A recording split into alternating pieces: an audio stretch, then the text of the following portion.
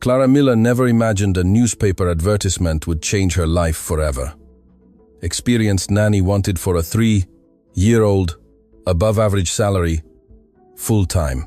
The address pointed to the city's most exclusive neighborhood, and Clara, 26, a freshly graduated nurse unemployed for 3 months, didn't hesitate to apply.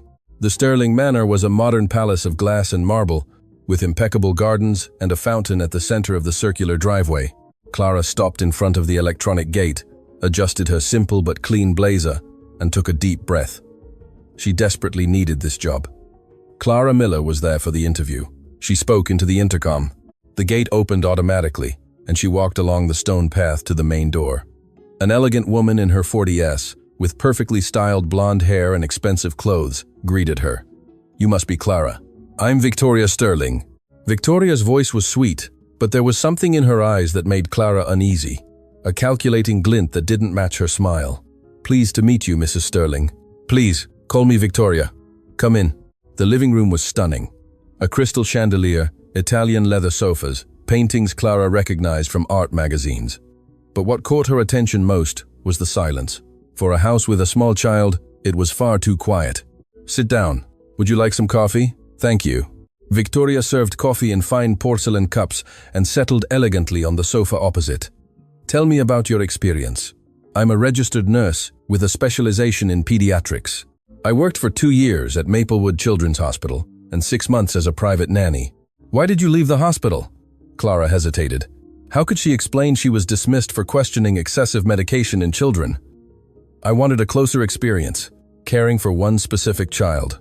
Then the previous family moved overseas." Victoria scribbled something in a golden notebook. "How old are you?" 26. "Married? Children?" "Single, no children." "Better. That way you can dedicate yourself entirely to Sophia." "Sophia is your daughter?" For a moment, something dark crossed Victoria's face. "Sophia is my husband, Richard's daughter, my stepdaughter." The way she said stepdaughter was chilling. "She's 3 years old." "Yes, she's a special child." "Special how?" "You'll understand when you meet her, but first I need to explain her routine." Victoria picked up a folder and handed it to Clara. "Sophia has a health issue that requires specific care." Clara opened the folder and saw strict schedules, medications, detailed instructions. "She takes medication to sleep. She has a severe sleep disorder. Without medication, she'd be restless 24 hours a day." Clara frowned, reading the prescription. The dosage seemed excessive for a 3-year-old. "This medication is very strong, prescribed by the best neurologist in Toronto, Dr. Henry Morton." "I understand.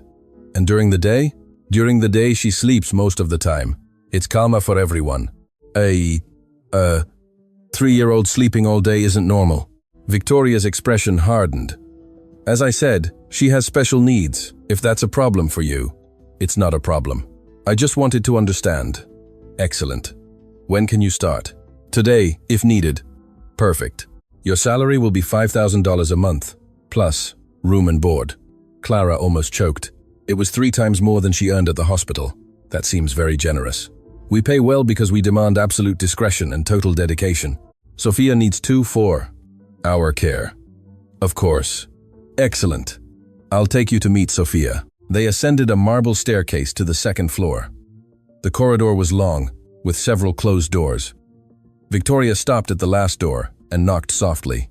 "Sophia, I've brought a special person to meet you." Total silence. Victoria opened the door, and Clara was shocked by what she saw. The room was beautiful, decorated like a fairy tale, full of expensive toys and delicate furniture. But in the middle of the king-size bed, a tiny girl slept deeply. Sophia was beautiful. Curly brown hair, skin pale as porcelain, wearing pink silk pajamas. But there was something disturbing about the scene. The child was too still, breathing too slowly. Does she always sleep like this? The medication keeps her very calm. Clara approached the bed. Sophia seemed younger than 3, too thin, fragile like a glass doll. "May I check her vital signs?" "Why?" "It's nursing practice. I want to make sure everything's okay." Victoria hesitated. "It's not necessary. The doctor comes every week." Clara delicately touched Sophia's wrist. It was very slow. Her breathing was also depressed. "What time did she take the medication?" "At 9 a.m. "And when will she take it again?" "At 6 p.m. Clara did the math mentally. 1, 2 hour intervals with that dosage means the child is sedated almost 24 hours a day. Victoria, this medication seems excessive. Dr. Morton adjusted the dose specifically for her. At that moment, Sophia stirred slightly and opened her eyes. They were jade green but glassy, unfocused. "Hi, Sophia, I'm Clara." The girl looked at Clara without reaction, as if she wasn't seeing her. Then she closed her eyes again. "She's always like this, drowsy. It's the effect of the medication, much better than when she's agitated." Clara felt something was wrong but couldn't accuse without proof. "Where is her father?" "Richard travels a lot for work, an import-export business. He's away almost the entire month, and when he's home, he prefers Sophia to be calm. He works hard. He needs to rest." Clara began to understand the dynamic. The absent father, the stepmother who wanted a convenient child, the excessive medication to keep Sophia quiet. "I'll take you to see your room. It's next to Sophia's room." Clara's room was comfortable but simple, with a single bed, wardrobe, and a small table. There was a connecting door to Sophia's room.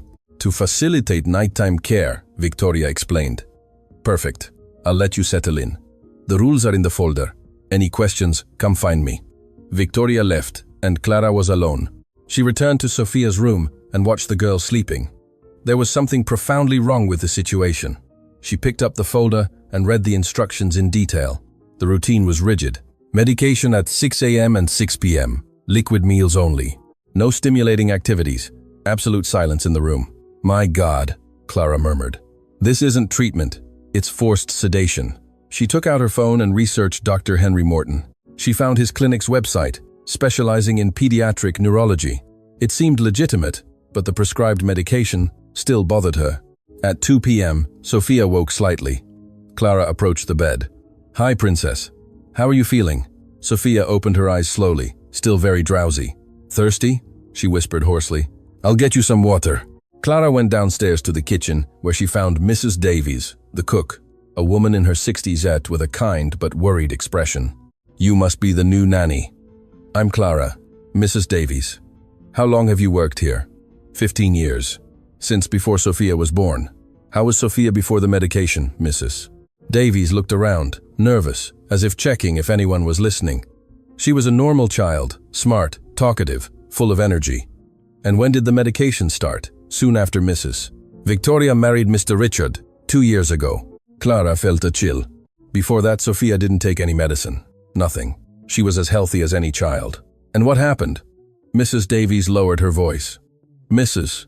Victoria said she was too agitated, that she didn't let anyone rest. But that's normal for a 1-year-old. That's what I always thought. But I'm not a doctor, am I?" Clara took a glass of water and returned to the room. Sophia was still awake but clearly fighting sleep. "Here's the water, princess." Clara helped Sophia sit up and drink. The girl swallowed with difficulty, as if she were very weak. "What's your name?" "Clara. And you're Sophia, right?" "Sophie," she whispered. "Mama called me Sophie." Clara's heart ached. "Where is your mom, sweetie?" Sophia answered with her eyes closing again. Clara understood that her biological mother had passed away, probably why Richard married Victoria. For 2 weeks, Clara observed Sophia's routine. The girl slept approximately 20 hours a day, waking only for basic needs. When she was awake, she was confused, weak, without energy to play. "This isn't right," Clara thought constantly. One morning, while helping Sophia take her medication, she noticed something strange. The pill was larger than normal for this type of medication and had a different smell. "Sophia, open your mouth for me." The girl obeyed automatically. Clara placed the pill on her tongue, but instead of giving her water immediately, she examined the medication more closely. There was something wrong with the color, the shape, and especially the smell. It had a sweet, herbal aroma that Clara didn't recognize from conventional medicines. "Swallow, Sophie." The girl swallowed with difficulty and lay back down. That afternoon, while Victoria was at a social engagement, Clara decided to investigate. She went to Victoria's bathroom to look for more information about the medication. The master bathroom was luxurious like a spa, marble, golden fixtures, mirrors everywhere. Clara searched the medicine cabinet, finding several bottles with Sophia's name, but all contained different medications from the original prescription. Even stranger, there was an unlabeled bottle with pills that looked homemade. "My God," Clara whispered, examining the mysterious pills. "This isn't pharmacy medicine. She picked up one of the unidentified pills and smelled it. The same sweet herbal aroma she had smelled in Sophia's mouth. What drug is this? Carla photographed the bottles with her phone, including the unlabeled one. Then she quickly returned to Sophia's room. The girl was sleeping deeply. Again, Clara sat beside the bed and observed the child's depressed breathing. "Sophia, if you can hear me, know that I will help you." That night, Clara researched the medications she found. She recognized some as legal psychiatric drugs, but nothing that explained Sophia's condition. And the unlabeled pills remained a mystery. The next morning, Clara decided to indirectly confront Victoria. "Victoria, can I speak with you?" "Of course. What is it?" "I'm worried about Sophia. She's so drowsy. It's normal. The doctor explained she needs a lot of rest. But 20 hours a day isn't normal for any child." Victoria's expression hardened. "Clara, are you questioning medical treatment? I'm just concerned about her well-being. Dr. Morton is a renowned specialist. If he prescribed this medication, it's because Sophia needs it. Could I accompany her to an appointment?" "It's not necessary. I handle her medical issues. But as her nanny, I should know her complete medical history. You should care for her according to instructions, not question." Victoria's tone became threatening. "Of course. Sorry if I was intrusive. I hope it doesn't happen again." Clara realized she had hit a nerve. Victoria was hiding something. Over the next few days, Clara paid closer attention to the details. She noticed that Victoria always personally administered Sophia's medication, never allowing Clara to do it alone. "Why doesn't she trust me to give the medicine?" Clara wondered. One afternoon, Victoria had to leave urgently for a bank matter. "Clara, I'll be about 2 hours. Sophia has already taken her afternoon medication, so she should sleep the entire time." "All right, I'll take care of her." As soon as Victoria left, Clara returned to the master bathroom. This time, she searched more carefully. In a hidden drawer behind the mirror, she found something that shocked her. There was a small bottle with a label in Chinese characters and a handwritten translation: "Poppy extract and calming herbs. Traditional use for restless children." "Poppy?" Clara whispered. "She's giving opium to Sophia." Clara photographed the bottle and researched it on her phone. She discovered it was a traditional Chinese substance containing natural opiates, used illegally to sedate children. It was undetectable in conventional exams because it was considered a natural product. My God, Victoria is drugging Sophia with an illegal substance. Clara continued searching and found more evidence. There were Victoria's own notes about dosages, times, and effects. One note read, "Dose on weekends when Richard is home. Sophia can't make noise." Another note, "Chinese product works better than conventional remedies. Doesn't show up in medical exams. Perfect for keeping peace in the house." Clara felt nauseated. Victoria isn't medicating Sophia for health problems. She's drugging the child because she can't tolerate normal child noise. This woman is a monster. Clara returned to the room and found Sophia slightly awake. "Clara?" "Yes, princess. I'm here." Everything's spinning. It was the first time Sophia showed awareness of the drug's effects. "Are you feeling better?" "I think so." "Can I have water?" Clara gave her water and noticed her eyes were glacier than usual. "Sophia, do you remember before you took the medicine?" The girl frowned as if making a great effort to remember. "I played with Mama. Was your mom nice?" "She was. She sang to me. And after Mama went to heaven?" Sophia was quiet for a moment. "Auntie V got mad." "Mad about what?" "Because I cried and ran, made noise." Clara felt anger rising in her chest. Victoria started drugging Sophia because the child made normal child noises. "Sophie, do you like the medicine?" "No. It makes me dizzy. I can't play." "Do you want to play a little bit?" Sophia's eyes lit up for the first time. "Can I?" "Yes, you can." Clara took out some toys, and Sophia, though still drowsy, tried to play. It was obvious she was a normal child, being artificially sedated. When Victoria returned, she found Sophia sleeping again. How was she? Quiet. She slept almost the entire time. Good. That's how she should be. That night, Clara made a decision. She couldn't continue to be an accomplice to this abuse. Over the next few nights, Clara began to gradually reduce the dosage of the Chinese drug. Instead of giving the whole pill, she broke it in half, then into quarters, replacing it with vitamin powder she brought from home. If Victoria asks, I'll say, Sophia seems to be developing a tolerance to the medication, Clara planned. During the first week of reduction, Sophia started to be slightly more awake. In the second week, the transformation was remarkable. Clara, Sophia said one morning, sitting up in bed. The bird sang beautifully. It was the first time Clara saw Sophia noticing anything in the world around her. It sure did, princess. How about breakfast? Can I have real food? Of course you can. Clara went downstairs with Sophia to the kitchen, careful to be quiet. Mrs. Davies almost fainted when she saw the girl awake and walking. Holy Mary, Sophia's awake. Hi, Mrs. Davies, Sophia said with a voice still weak but cheerful. My goodness, it's been 2 years since I heard that voice clearly. Mrs. Davies hugged Sophia with tears in her eyes. I'm hungry, Sophia said. I'll make you warm porridge. While Sophia ate, Clara talked to Mrs. Davies about the situation. Mrs. Davies, I found out something very serious. What? Victoria is giving Sophia a Chinese drug. It's not real medicine. Chinese drug, something made with poppy. It's natural opium. Mrs. Davies went pale. My heavens, that's why the girl was like that. Exactly. And the worst part is she does it just because she doesn't like child noise. I always thought it was strange. Mrs. Victoria was constantly complaining about any sound Sophie made. Can you help me? How? I need to document Sophia's state without the drug to show her father. Of course, but you have to be careful. Mrs. Victoria is dangerous when she's angry. Over the next few days, Clara discreetly filmed Sophia awake, playing, talking. The difference was impressive compared to her previous state. But Victoria began to notice changes. Clara, Sophia seems more agitated lately. Perhaps it's her natural development, or maybe the medication isn't working. It's possible. I'll call Dr. Morton to increase the dose. Clara felt panic. Victoria, perhaps it would be better to reduce it first. See if she can manage with less medication. Reduce? Are you crazy? She'll become unbearable. Unbearable how? Running, screaming, making noise. I can't stand child noise. Finally, Victoria admitted the true reason for the medication. But she's 3 years old. It's normal to make noise. Not in my house. I need peace and quiet. Victoria. Sophia is a child. Children play, run, talk loudly. Not if I give her the right medication.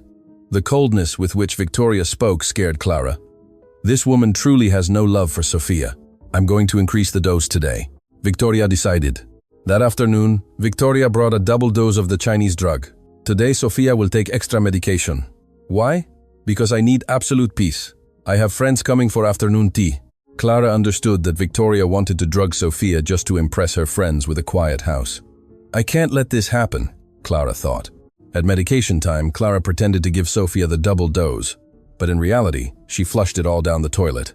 There, Sophie, you took your medicine. Sophia just whispered. Don't like the taste. During afternoon tea, Sophia was more awake than Victoria expected. Victoria's friends, Beatrice, Sylvia, and Carol, were in the living room when they heard footsteps upstairs. Victoria, is there a child in the house? Beatrice asked. She's my stepdaughter, but she usually sleeps all afternoon. Sophia appeared at the top of the stairs, drowsy but awake. Clara, can I come down? Victoria was furious. Sophia, go back to your room. But I want to play now. Her friends watched with curiosity. What a beautiful girl, commented Carol. Yes, but she has neurological problems, Victoria lied. She takes heavy medication. Clara appeared and led Sophia back to her room. Sorry, Mrs. Victoria. She woke up early today. I'll talk to you later, Victoria said with suppressed anger. After her friends left, Victoria went furiously to Sophia's room. What happened with the medication? I don't know. Maybe she's developing tolerance. Tolerance? Impossible. I increased the dose. Sometimes it happens with continuous medications. Victoria examined Sophia, who was playing with a teddy bear. She's too awake. This can't continue. Perhaps we could try other methods to calm her? What methods? Relaxing activities, soft music, a more structured routine. Victoria scoffed. Do you want me to become a kindergarten teacher? Only activities that tire her naturally. The only thing that works is medication. I'm going to get something stronger. Clara felt chills. Stronger how? Dr. Morton has other options.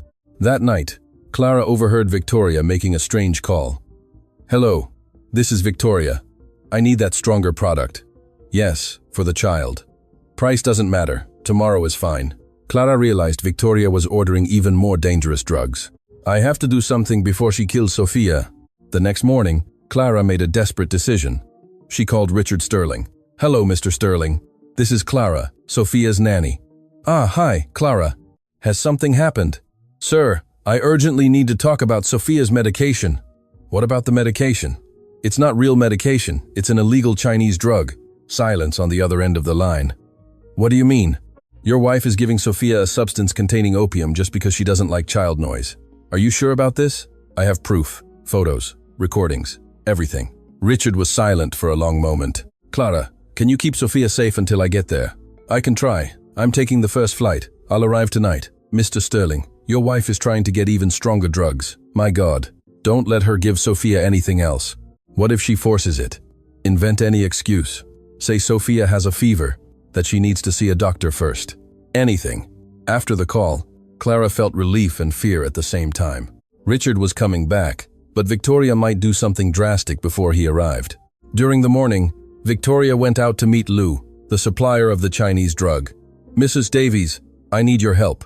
What is it, dear? Mr. Richard is coming back today. He'll want to see Sophia awake and healthy. Yes. How will we do that? I'll pretend Sophia has a fever. That way I can cancel the medication without Victoria suspecting. Good idea. When Victoria returned, she brought a small package with Chinese characters. The new medication has arrived. Victoria. Sophia has a fever.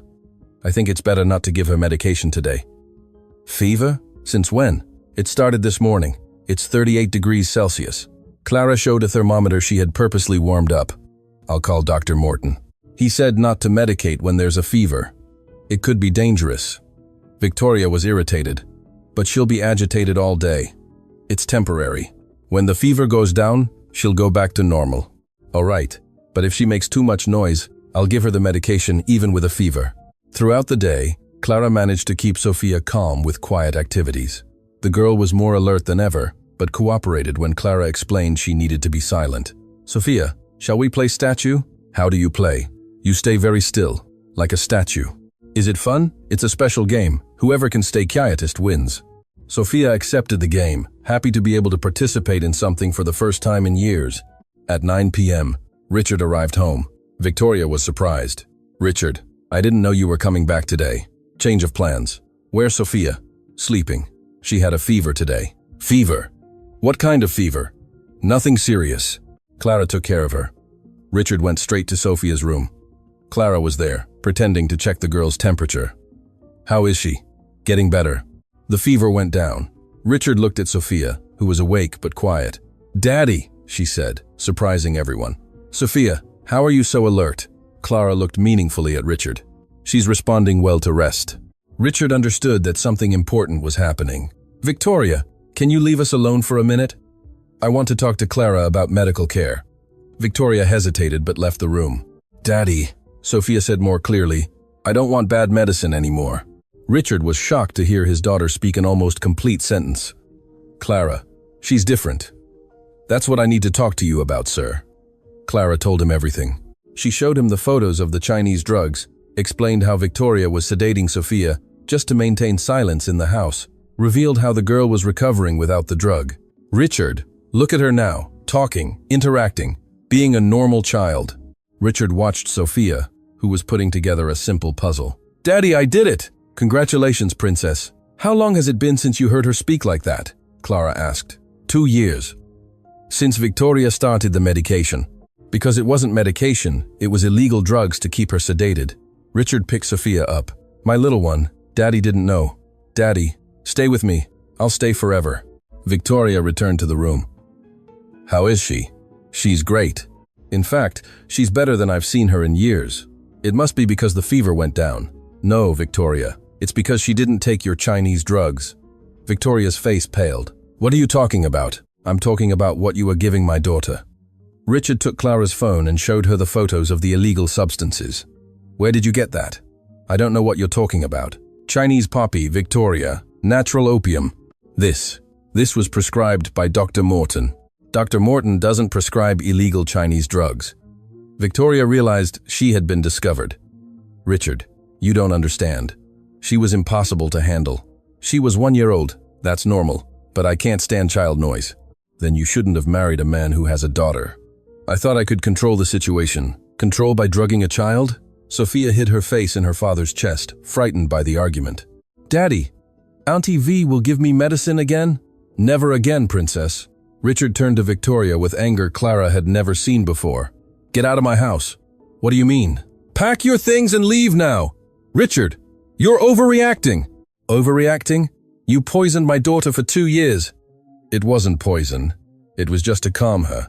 "Opium is poison for a 1-year-old child," Clara intervened. "Mr. Sterling, I think it's best to take Sophia to the hospital. We need to check for any lasting effects." "You're right. Let's go now." "You can't take her," Victoria protested. "I can take my own daughter wherever I want." Richard picked Sophia up and headed for the door. Clara accompanied them. "Victoria, when we get back, I want you out of my house." At the hospital, Dr. Frank Cooper, an experienced pediatrician, was shocked to hear the story. "Mr. Sterling, this is very serious. Opium in a child can cause permanent damage. There might be sequelae.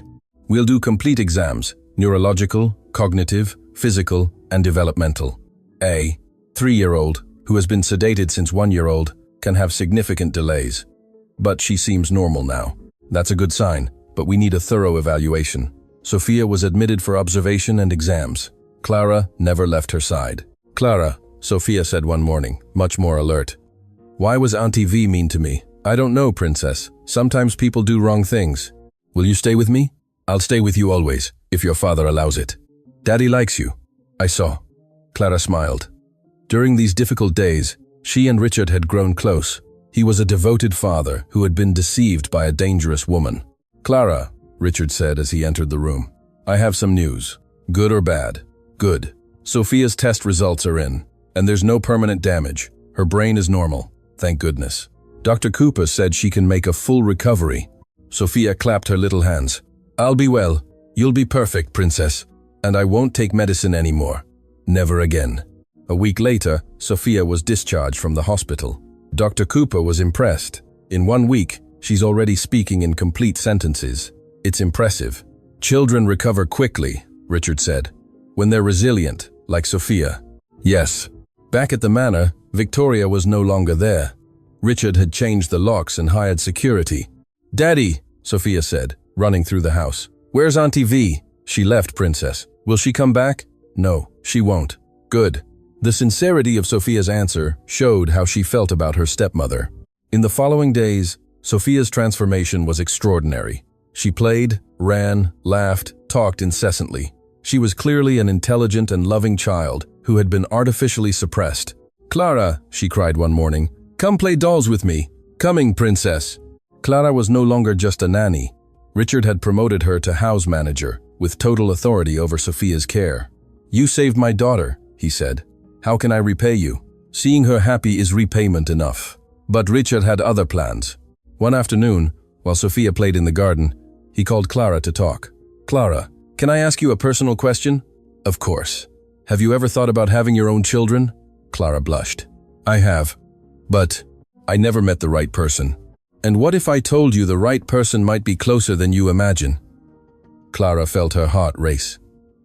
"Richard, Clara, in these past few months, I've realized that you're not just an extraordinary employee, you're an extraordinary person. You've been through a lot of trauma. Perhaps it's confusion. It's not confusion. It's gratitude, admiration, and love." "Richard, are you sure?" "I am. And Sophia loves you too. Do you want to be part of our family officially?" At that moment, Sophia appeared running. "Daddy, Clara, I found a ladybug." Richard and Clara looked at each other, smiling. "How about we ask Sophia?" Richard suggested. "Sophia, how would you feel if Clara was your new mommy?" Sophia's eyes lit up. "Really? Clara will be my mommy?" "Only if you want," Clara replied. "I do. I really do." Sophia jumped into Clara's arms. "Then it's official," Richard said, kissing both of them. 6 months later, a small wedding ceremony took place in the manor garden. Sophia, as flower girl, was radiant in a white dress. "Now you're my real mommy," she told Clara before the ceremony. "Yes, I am, my princess." During their vows, Richard said, "Clara, you didn't just save my daughter, you saved our family." Clara replied, "Richard, you and Sophia gave me a family I never thought I could have." When they kissed, Sophia cried, "Hooray! We're a family." But the happiness was interrupted by a familiar voice. "Objection!" Everyone turned and was shocked. Victoria stood at the garden entrance, thin, pale, clearly having endured difficult months. You can't marry him. I'm still processing the divorce.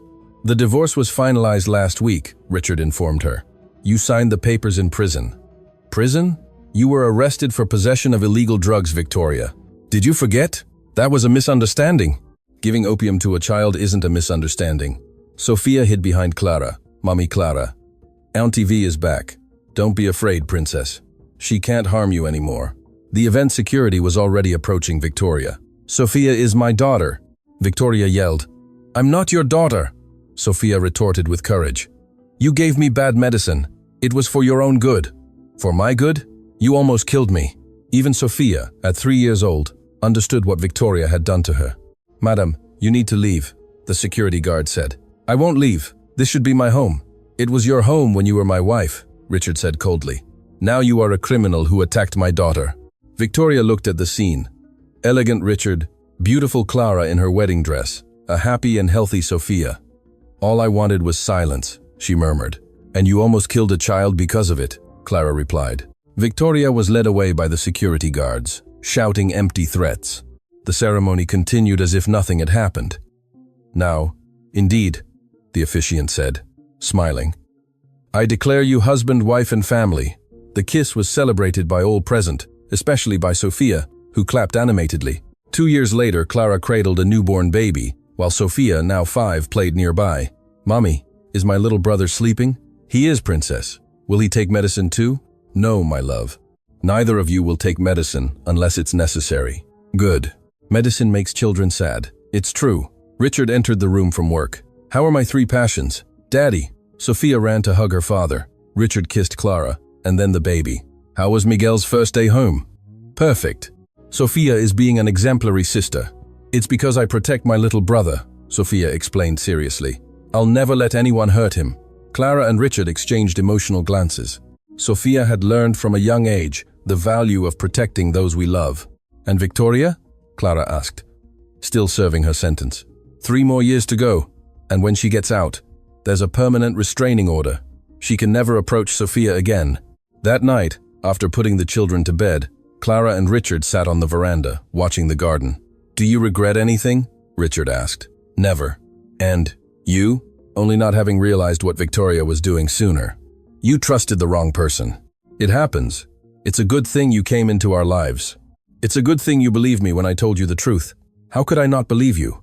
Sophia was clearly better without that medication. They sat in silence, listening to the soft sounds of the night. Richard? Yes. Thank you for looking in Victoria's bag. It was instinct. Something felt very wrong. Your instinct saved my daughter. Our maternal instinct works even when we're not yet mothers. In the children's room, Sophia stirred in her sleep and whispered, Mommy Clara. Even asleep, she still remembered she now had a real mother who protected her. And Miguel slept peacefully in his crib, protected by a family that had learned the value of vigilance and true love. 5 years later, Sophia was 10 and one of the best students at school. Miguel was 5 and a smart, affectionate boy. The Sterling family was an example of overcoming adversity and love. Clara never had to work as a nanny again. She was now a full-time mother and vice president of the foundation Richard created to help child victims of domestic abuse. Mommy, Sophia asked one Saturday morning, why did you decide to save me? Because every child deserves to be protected, even when parents don't protect them, especially when parents don't protect them. When I grow up, I'll protect children too. I'm sure you will, my princess. Victoria had been released from prison the previous year, but never attempted contact with the family. According to the private investigator Richard hired, she moved to another province and avoided anything related to the past. It's better that way, Richard commented. Sophia barely remembers her. She does remember, but now she's no longer afraid because she knows she has a real family. During Sunday lunch, Miguel innocently asked, Mommy, why did Sophia have a bad mommy before you? Sophia answered before Clara, because not every person who becomes a mother knows how to love a child. But you do, Mommy, Clara does. That's why she's our real mom. Clara felt her eyes well up. Even after so many years, she was still moved by the children's love. That night, while helping Sophia with her homework, she found an essay the girl had written. My heroine. My heroine doesn't wear a cape or fly. She wore a nanny uniform and saved me when I was very sick. Before she arrived, I slept almost all day because a bad person gave me medicine that wasn't to cure, it was to keep me quiet. My heroine found out and told my dad. Now I can play, study, and be a normal child. My heroine became my mom and gave me a brother too. Her name is Clara, and she's the best mom in the world. Sophia, this essay is beautiful. It's true, Mummy. You really are my heroine. No, you're my heroine. You taught me to be a mother, and I taught you to be brave. You taught me that a mother's love is stronger than fear. That night, after the children were asleep, Richard found Clara in the library, reading a book about child development. Still studying? Always. I want to be the best mother possible. You already are. I can always improve. Clara, look what you've done. Sophia was a drugged child, almost lifeless. Today she is brilliant, happy, secure. We did it. It was a family effort. It started with you, your courage to investigate, to question, to fight. Anyone would have done the same. Isn't that true? Victoria had several nannies before you. None of them questioned. Perhaps because I'm a nurse, I know how to recognize symptoms. Or perhaps because you have a special heart. Richard kissed Clara's forehead. You know what's the best part of this whole story? What? Sophia will grow up knowing she always has someone willing to fight for her.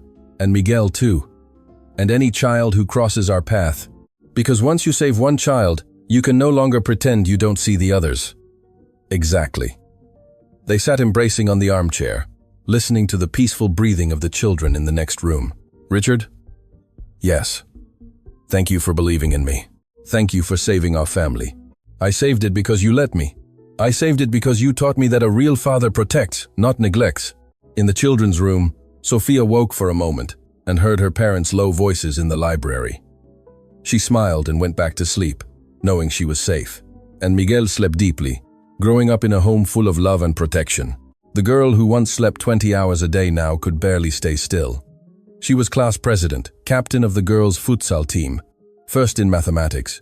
And it all started when a brave nanny decided to investigate what was wrong in the stepmother's bag. Sometimes the greatest crimes happen in silence. Sometimes the greatest heroes are the simplest people. And sometimes a child just needs someone who cares enough to ask the right questions.